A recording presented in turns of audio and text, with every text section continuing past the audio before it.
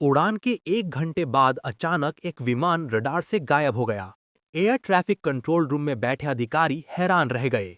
Screen पर दिखाई देने वाला एक छोटा सा डॉट, जो कुछ सेकंड्स पहले तक अपनी तय दिशा में आगे बढ़ रहा था, अचानक झपकते ही गायब हो गया।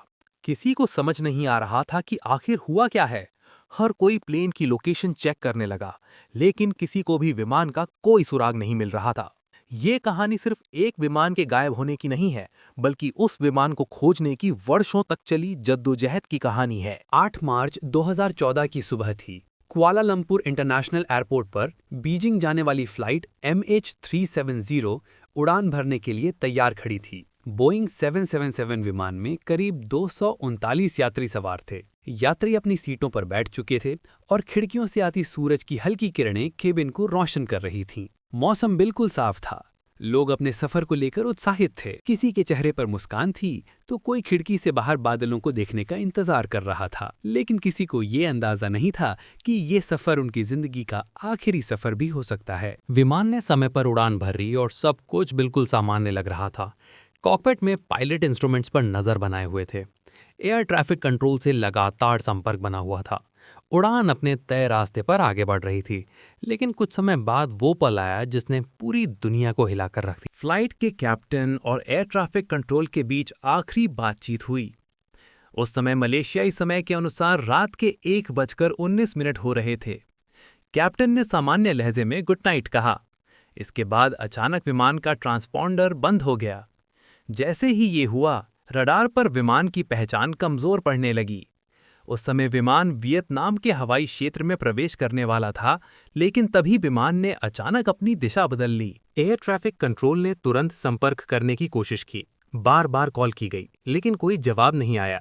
विमान अब अपने तय रूट से हटकर उड़ रहा था। कुछ देर बाद उसे उत्तरी मलेशिया की ओर बढ़ते हुए देखा गया। रडार पर उसकी दिशा बदलती रही, लेकिन कॉकपिट से कोई संकेत नहीं मिला।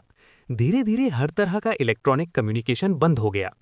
इसके बाद विमान को दक्षिणी हिंद महासागर की ओर उड़ते हुए ट्रैक किया गया। वहां का इलाका बेहद सुनसान और गहरा है। करीब 20,000 फीट से भी ज्यादा गहराई वाले इस महासागर के ऊपर विमान आखिरी बार देखा गया। कुछ समय बाद विमान का लोकेशन ट्रैकिंग सिस्टम भी पूरी तरह बंद हो गया। अब ये पता लगाना लगभग नामुमकिन हो गया कि विमान आगे कहाँ गया या फिर समुद्र में ही गिर गया। माना गया कि शायद विमान का ईंधन खत्म हो गया होगा और वो समुद्र में गिरकर डूब गया होगा। लेकिन अगर ऐसा हुआ होता तो मलबा जरूर मिलता।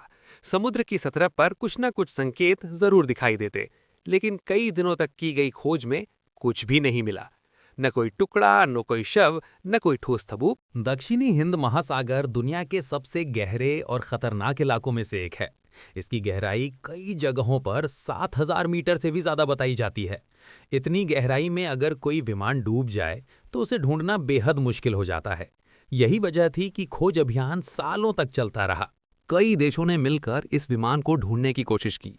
जहाज, पनडुब्बियां, सैटेलाइट और सोनार सिस्टम तक का इस्तेमाल किया गया। करोड़ों रुपए खर्च हुए, लेकिन फिर भी विमान का कोई पक्का सुराग नहीं मिल सका। विशेषज्ञों ने अलग अलग थ्योरी दी। किसी ने कहा तकनीकी खराबी हुई, किसी ने मानवीय गलती बताई, तो किसी ने जानबूझकर विमान को मोड़ने की आशंका जताई। लेकिन कोई भी थ्योरी पूरी तरह साबित नहीं हो सकी। विमान में सवार यात्रियों के परिवार आज भी जवाब का इंतजार कर रहे हैं। उनकी आंखों में आज भी उम्मीद है कि एक दिन सच्चाई सामने आएगी। फ्लाइट MH370 आज भी दुनिया के सबसे बड़े एविएशन रहस्यों में से एक बनी हुई है।